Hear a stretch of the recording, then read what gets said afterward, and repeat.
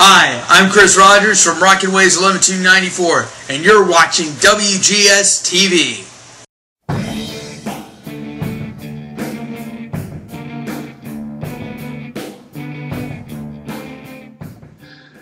Hello everybody, welcome to another installment of WGS-TV right here on YouTube.com/WrestleGamer and ZFX-TV. I'm Double Beam Belly Boudreaux, being joined by the master of Rockin Waves 11294, Chris Rogers. Chris, how you doing tonight? I'm doing good. What the hell is ZFX-TV? ZFX-TV is one of the brand new networks that WGS-TV is currently featured on right now, Chris. So be sure you guys check them out right now on YouTube.com, ZFX.com. That's where you can find WGS-TV. So tonight we had the Destination X pay-per-view, so let's go ahead and give it a review because we got quite a few things to talk about from tonight's pay-per-view. We're going to start off with the last chance qualifier to get into the X Division tournament for the evening. It was Mason Andrews, Rubix, Dakota Darso, and Lars only. Now, earlier today I tried to film a predictions video for Destination X, but because of some weather issues I wasn't able to do it. But originally my pick was going to be Rubix because I was very impressed with what I saw with Rubix and with Sanjay Dutt, and you know, I was really impressed. I really wanted to see something more. And I just wanted to see TNA use him more. But the other guy that I really wanted to see a lot more of, because I thought he had potential, was Mason Andrews. And we got to see that. Mason Andrews got the win over Rubix, Dakota Darso, and Lars only. If I had to pick two guys, you know, if I had to look at this match and pick two guys to win, it would either have to have been Rubix, a.k.a. Jigsaw, or Mason Andrews. Mason Andrews, I believe when he lost to Rashad Cameron on Impact Wrestling, I believe that was a total shaft. Rashad Cameron, after he cut his promo, he was horrible. Chris, I don't know if you saw that, but Rashad Cameron laid an egg of a promo after he won with his match against Mason Andrews a couple of weeks ago. I didn't get a chance to see it. But it was horrible. Let's just say don't look it up on the internet. You don't want to waste about 90 seconds of your time. Yeah. Which also equates to another thing in your life, but we're not going to mention that in this video. Thank you. Next up, well, opening match, I'm going to go 4 out of 5 because I was very impressed. You know, got the opportunity to see Mason Andrews again, but Rubix, Dakota Darso, and Mr. Lars only. So I hope we get to see more out of these guys because, you know, having these kinds of guys in the X Division kind of revitalizes the whole thing, in my opinion. But here's the thing. They had the tournament bracket set up, and whoever won the last chance qualifier goes immediately into a match with Kid Cash. Now, to me, with Kid Cash being a well-established name, not only just in TNA, but in wrestling, because wherever you go, you hear Kid Cash's name, you know who it is, right, Chris? Yeah. And you would figure, you know, what a well-established name, that he would be the one to get over on the relative newcomer, like Mason Andrews. Not the case, but I will tell you this. They worked really well together in that match. You know, I've said it before and I'll say it again. It takes two people to have a really good match. And we had one with Andrews and Kid Cash. But if I have to pick a ring general, someone who kind of dictated the match, it had to be Kid Cash, but he did a phenomenal job with Mason Andrews, and it was just a great match. Great outing for Andrews. He gets the win over Kid Cash and advances to the Ultimate X match. I'm gonna go 4 out of 5 on this one as well. I was very impressed with them, but you know, with Kid Cash putting over a relative newcomer, Chris, does that kind of tell you that possibly maybe Kid Cash's days are numbered in TNA? Possibly. It certainly looks it. Next up was Kenny King and Douglas Williams. Kenny King, before I go any further, I'd like to go on record and officially state that Madison Rayne did not rape any referees tonight. So, damn it! Yeah. I still can't get that thought or that vision out of my head of her and Earl Hebner. I'm like, what? She made out with Earl Hebner on the previous Impact. In the ring. That just proves that Earl Hebner is a pedophile. He goes online, searches for 15-year-old dudes. Madison Rain's crush was Earl Hebner. Why couldn't it have been me? Why couldn't I have been the crush? That would have been a dream come true. I could say something, but I'm not going to. Dude, you cannot deny the fact that Madison Rain is really hot. No, I mean, I agree. I mean, I would like to wake up to her some mornings. Oh, Lord. But anyway, Kenny King and Douglas Williams. Now, Chris, are you familiar with the story of Kenny King and what happened? No. With him in Ring of Honor? No. From what I can understand is there was a handshaking agreement that even though Kenny King's contract had run out, that he was given a handshaking agreement and saying that Ring of Honor was going to bring him back. Is the worst agreement. Yeah. And in writing. Yeah. So Ring of Honor has outed him. So Kenny King is no longer in Ring of Honor. Which kind of leaves him shafted because, if I'm not mistaken, he was one half of the tag team champions. Yeah. So, but anyway, he was slated to go against Douglas Williams, a guy we haven't seen before in an X Division match in quite some time. But he really thrived as an X Division champion. I mean, when they first put it on him, I wasn't too thrilled about it, but. He kind of worked the X Division title to his own degree, and made it really good. It's like what every champion's got to do is make the X Division work for their gimmick. And that's exactly what Williams did. He made the X Division title work for his gimmick. But Kenny King, very impressed with tonight. I think Ring of Honor, they made a mistake by letting him go, in my opinion, because he was very impressive. Very impressive. He's got a lot of potential, a lot of great talent, and I look forward to seeing a lot of great things out of Kenny King. If we can get this out of Destination X, Chris, one thing has to go on in writing that seeing guys like Mason Andrews, Rubix, Dakota Darso, Lars Only, Kenny King, Sanjay Dutt. I'm not going to say Rashad Cameron because I was not impressed with him. For you fans of Black G's from CZW, you can send me your hate comments all you want, but I'm not impressed with the work of Rashad Cameron. Who is these days? But guys like Flip Casanova, Zima Ion, I hope that these guys have permanent contracts with TNA as part of the X Division. Because these guys really...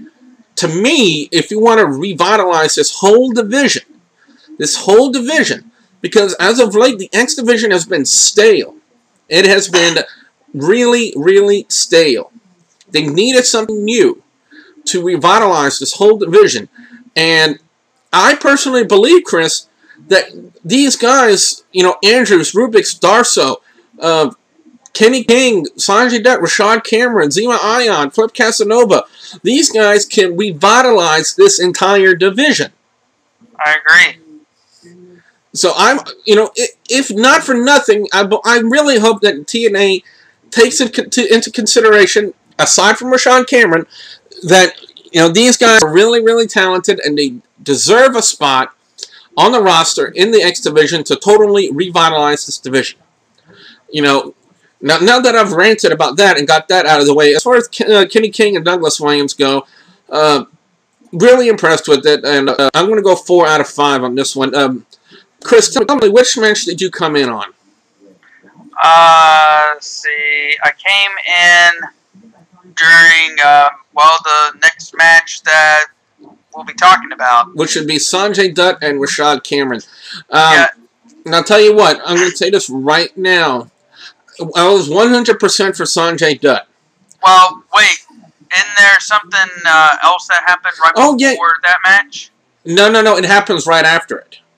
Before the Zima Ion and Flip Casanova match. Well, we'll talk about it when we get to it, but right now we're on the Sanjay Dutt match. Oh, okay. You're still on it. Yeah, that's the match I came in on, all right?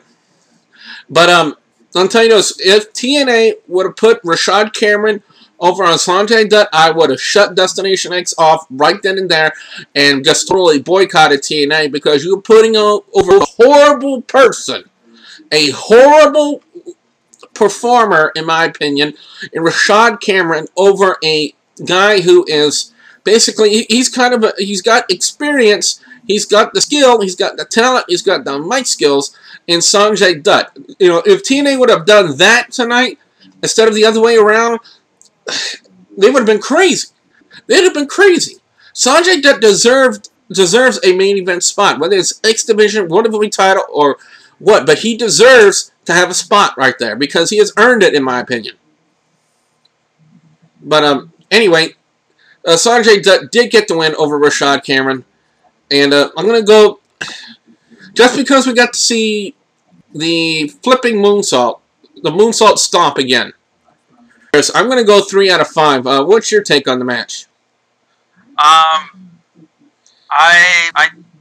seriously think, I agree with you 100%, Billy. 3 out of 5.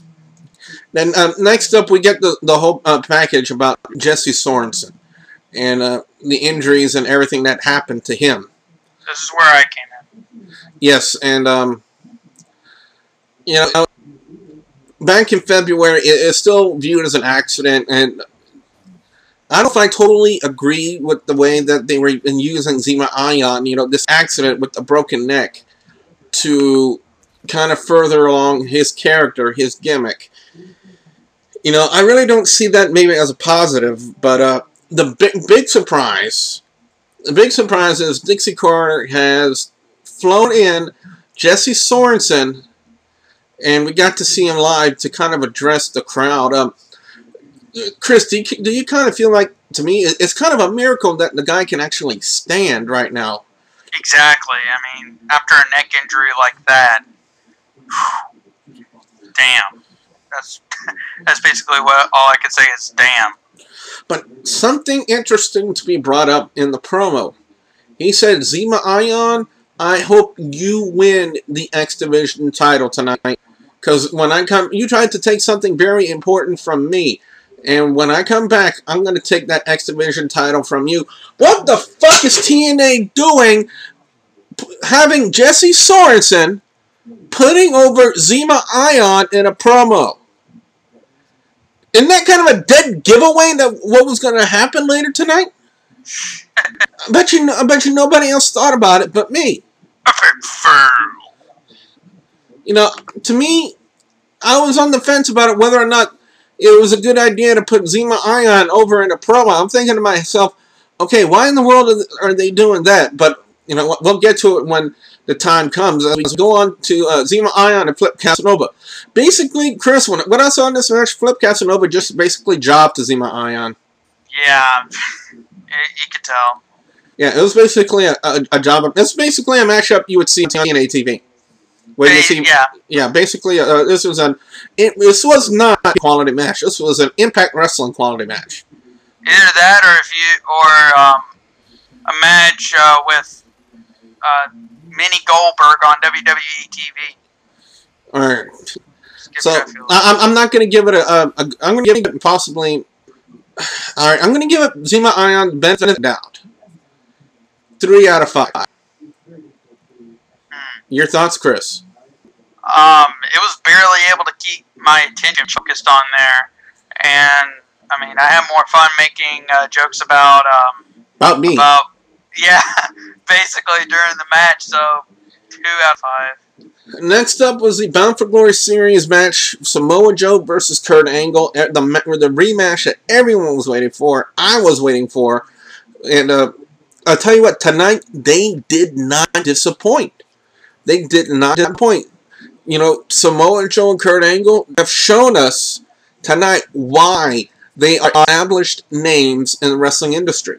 Why their names carry weight. It doesn't matter what match order, because basically Samoa Joe and Kurt Angle, they can main event any other pay-per-view. Rest of the year, for the title or not. They can main event any pay-per-view with the kind of matchup they put on tonight. Chris, would you agree? Yeah, I agree with you. Not a lot of agreement in your voice. You disagree with a little bit of that? I got sidetracked on something. To be honest, I apologize. Oh, that's all right. I apologize. All right. Well, this matchup again, Bound for Glory series, 15-minute time limit. Oh yeah.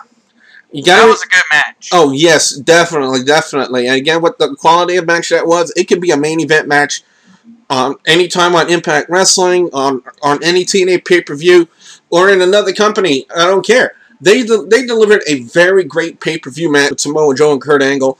And definitely. Now the ending is quite.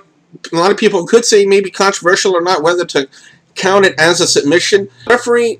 Well, let me paint the picture for you guys. The referee was Earl Hebner. Does that say enough for you? Well, referee was Earl Hebner. Probably had Madison Rayne on the brain, and possibly somewhere else on his body. But we'll never know on that. But anyway, facepalm. Next up, let's paint the picture here. Samoa Joe has Kurt Angle and Nikita Clutch. Thank you, Mike Tenay, for actually remembering the name of Samoa Joe's signature move. Because I still plan on doing a State of Commentators address here on WGS-TV and ZFX Fans, giving my thoughts on the current state of wrestling commentators on TV today. And who better to do it than an actual commentator like me, right, Chris? Sure. Well, thank you very much. Just 4 years here in Louisiana doesn't mean for nothing anymore now, huh? Anyway, let's go ahead and paint the picture. Samoa Joe has Kurt Angle in the Nikita Clutch. Kurt Angle has not submitted. Kurt Angle did not tap out, but he did pass out, and the referee stopped the match. Now, Chris, they awarded him 10 points and called it a submission victory. Would you agree with that ending? Yes or no? No. How would you classify it? Because it's basically referee stoppage. Yeah, but the way I understand it, you have to raise a guy's hand and let it fall to the mat 3 times before you can call it. Earl Hebner didn't do that. So therefore, ending, was just total BS, in my opinion. I think that, in order for it to truly be called, Earl Hebner should have raised the hand, let it, see if it dropped. That fail on TNA's part. That was the only bad part about the match was the end. Well, because of this little controversial ending, Samoa Joe is now ahead on the Bound for Glory Series leaderboard. He is in the #1 spot. I think we may see something on that this Thursday on Impact. Possibly. As far as this match goes, I was really entertained. It was great. I'm going to go 4.5 out of 5. Chris, what's your score? I agree. 4.5. It was a very good match. I'd call that match of the evening next to what's coming up. Later on. Yeah, the last man standing match. Now, normally I hate to be the next match that has to follow a great match like Samoa Joe and Kurt Angle, because they kind of set the bar for good entertainment out there, and you have to go and I can only imagine that AJ Styles and Daniels were watching that whole match and say, "Damn, we gotta go and follow that." But they not only did they follow it, I believe they kind of exceeded the Samoa Joe Kurt Angle match, because it was highly entertaining. I thought it was wonderful. However, I will call one thing on them. It was kind of predictable, for Kazarian to come out and interfere. He's part of the storyline. He's part of Daniels as a tag team. It only makes sense that, to have Kazarian come out and run in interference for his tag team partner in an environment such as Last Man Standing. Chris, even you could have seen Kazarian coming a mile away with his interference in the match. Exactly. Well, what do you expect, basically? And Chris has brandy sausage on the brain. But anyway. I'll screw you, dude. A lot of great spots in this match. There were a lot of great things that they did in this match. One of my particular favorites, the finish of the match, the Styles Clash off the stage through a table. Yes. Oh my, as Joey Styles would say, oh my God. Oh wow, that was such an amazing match. I gotta give it a, I would give it a 5 out of 5, except for the predictable interference from Kazarian. That's my only drawback to it.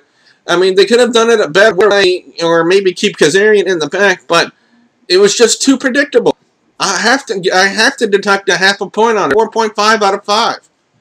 Yeah, I agree with that. It was a very good match, very good ending, but the interference, come on.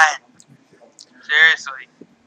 Chris, go ahead and since I had to pop out during the Ultimate X match, go ahead and talk about it for me, for guys on here, because I didn't get the opportunity to really watch it and see it.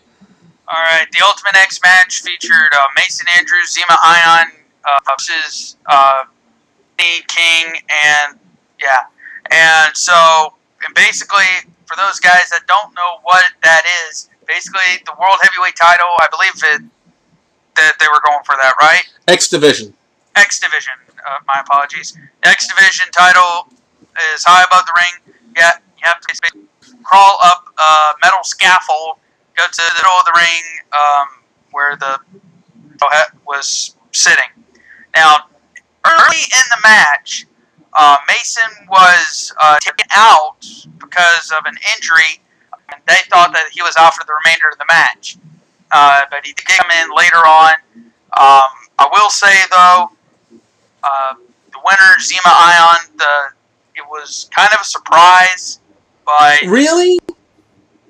Yeah, I mean, I didn't expect someone that goes around like a retard, going hairspray crazy all over the place, would get something like that. I mean, basically, it reminded me of Darren. What's his name? Young. Darren Young. The Black John Cena. Darren Young from WWE. Gay and crazy. Anyways, but that match overall, I have to give it a 3 out of 5. Do you kind of feel that this was a letdown as far as the Ultimate X name is concerned? Yeah, definitely. Because, I mean, in a match like that, plus, it was too short. I mean, it was over and done with within 10 minutes. I mean, Destination X was the name of the pay-per-view tonight, am I correct? Yes. Alright. Basically, you would expect an X Division match like that to last longer than 10 minutes. No. It only lasted 10 minutes, if that long. So, it was a big letdown. I was very disappointed in TNA. Hell. Okay. Put it to bluntly, hell. And the final matchup of the night was the World Heavyweight title match, Austin Aries versus Bobby Roode. They polled the audience through Twitter all night long on who they felt was going to win, Bobby Roode or Austin. He's won overwhelmingly with a 72% margin of the vote. So, now, leading up into this match, I kept racking my brain, would they keep the title on Roode or would they put it on Austin Aries, back and forth? Because I honestly really didn't know which way they could go, because there are either route they could go is a good route. One thing, Bobby Roode has been a great heel champion for TNA. Wouldn't you agree? I agree. But then again, maybe it's time for a change. A fresh change for the World Heavyweight Champion. Because doesn't he hold a record for holding the title the longest? Both he and Austin Aries both lay claim to having, being the longest reigning champion of their respective division. We found that out tonight. Yes, it was time for a change because, I mean, seriously, it was beginning a lot like John Cena when he held it for 4 years, when he held the WWE title for 4 years.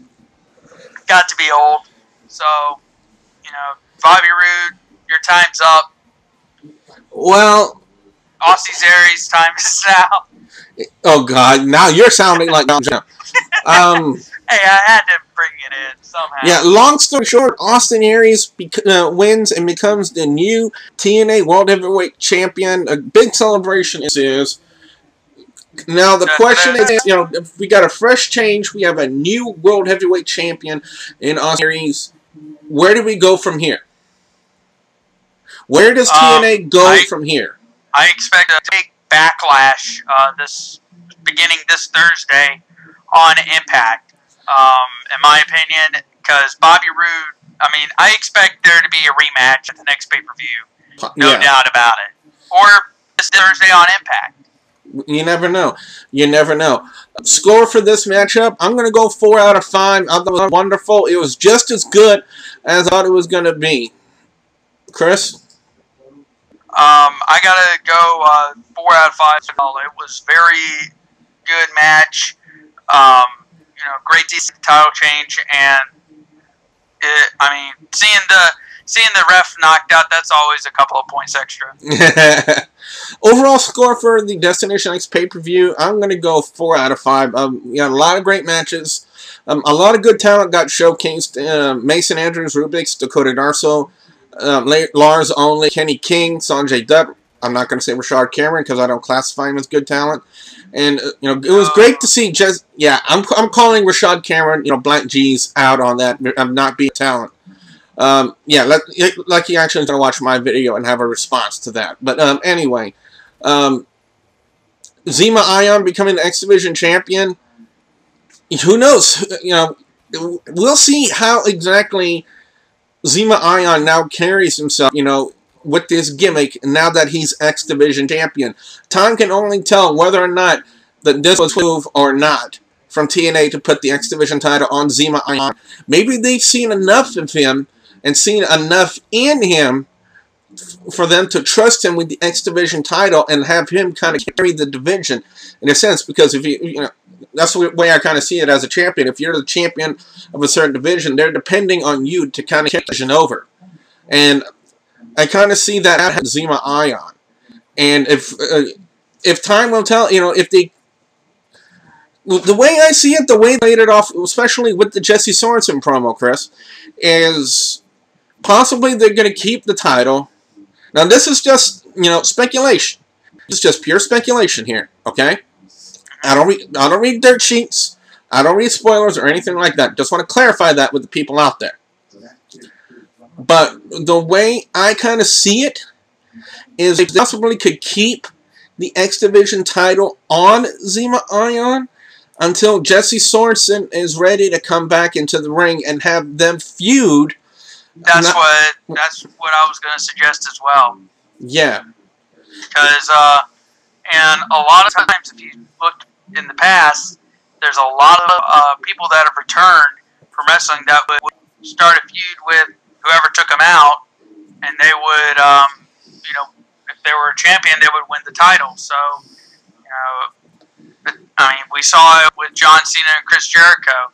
John Cena came, of course, Chris Jericho wasn't the one that took him out, but John Cena came back, boom, got the title back, World Heavyweight title in 2008. I can pretty much tell you when Jesse Sorensen comes back, he will win the X Division title. No doubt. And I gotta say, I love the Samoa Joe Curtis. Styles. That's the match that saved the pay-per-view. Really? In my opinion, that and the match that happened right after. Yeah, the Last Man Standing match, AJ Styles and Daniels, phenomenal match. Yes, those two matches back-to-back, no better way. The Ultimate X match, from the way you put it, Chris, kind of shot them in the foot. Yeah, basically, it was a lot like what I left in the toilet about 2 hours ago. Okay, but Austin Aries and defeated Bobby Roode to become the new TNA World Heavyweight Champion. Like I said, there were 2 routes they could have gone. They're going to apparently go for the fresh change for now, and this is going to really ignite the feud between Aries and Bobby Roode. So, and like you said, we're going to have a backlash of this come this Thursday on Impact Wrestling. And you know what? For once, I'm actually interested to see where they're going to go with this, and now I'm looking forward to actually watching Impact Wrestling live Thursday. What's your overall score for Destination X? I got to give it a 3.75 out of 5. The Samoa Joe match and the Last Man Standing match, the main event, those were good. The only thing that brought it down was that frickin' X Division title match. It was just very bad. I'm sorry. So what we want to know from you, the viewers and subscribers, what do you guys think of Destination X? You had the chance to watch it. Do you agree with our ratings, or do you have a different rating? And if you do, what is it, and why exactly do you feel that way? Please leave comments in the comment section below. Don't forget to like and favorite this video. Also, don't forget to subscribe to both youtube.com/WrestleGamer and .com/ZefXFame. So for the master of Rockin Waves 11294, Chris Rogers, I will be Billy Bucho, saying thank you very much for watching.